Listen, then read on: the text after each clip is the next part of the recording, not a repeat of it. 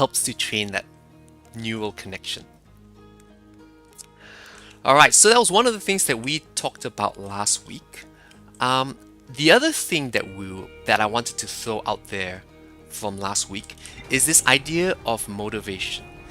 This stream is all about talking about what we can learn from computer games. I'm guessing that most of the people who are tuned in today are gamers or have played computer games, or people who just saw my stream and are curious what it is that I'm doing. I want you to think, what are the games that you like to play? And in what ways do game designers keep you in the game? Right. What are some of the game elements that they employ, some of the strategies they use in order to keep you playing, keep you hooked into the game? Another thing, another way you might want to think about it is, when was the last time you quit a game? You were like, you know what, that's enough. This game is not interesting to me anymore. It's frustrating, whatever it is. You dropped the game. Why did you drop the game? What was it that demotivated you from playing that game? And what can we learn from that as it applies to our own life? How can we take those concepts that are so refined in gaming and apply that in our own personal life and our own personal growth? Let me give you an example, all right? And I do want to throw it out there to the community. I want you to think for yourself, what are the reasons I play certain games? Okay. Let me give you an example of this. So in this game, you start on this starting world. And in this starting world, there are a whole bunch of stations that help you get used to a few of the mechanics of the game. So for instance, in this one, you actually have a little simulator where you fly a model aircraft, a model spaceship. So, whoa, oh no, even before, oh, I've crashed. So, before you get the chance to be in your own spaceship and, potentially flying around and crashing, they give you this smaller scale version that you can pilot around, that you can get used to, that you can try out, and you can stuff up at your leisure. Oh! And it doesn't have any negative repercussions on the game. There are a few other things.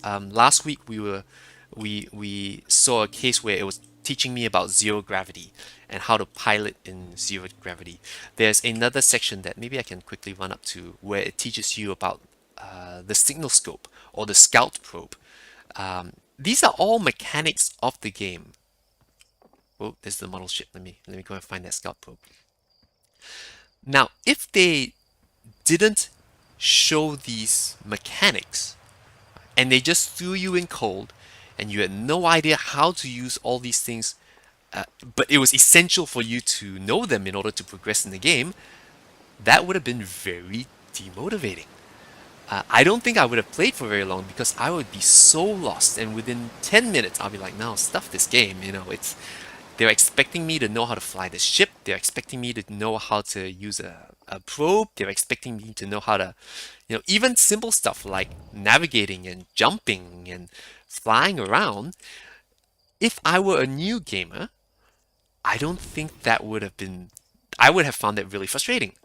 And I would have just said, nah, forget it. Here we go. Here's an example of a scout launcher. And it gives you some text over here. Geyser mountains. Okay, now this is just, where you can point your launcher. So you say, okay, right, this is a weird thing. Let me find out how to use a scout launcher. And at the top right, it'll say, okay, right, Q to put away.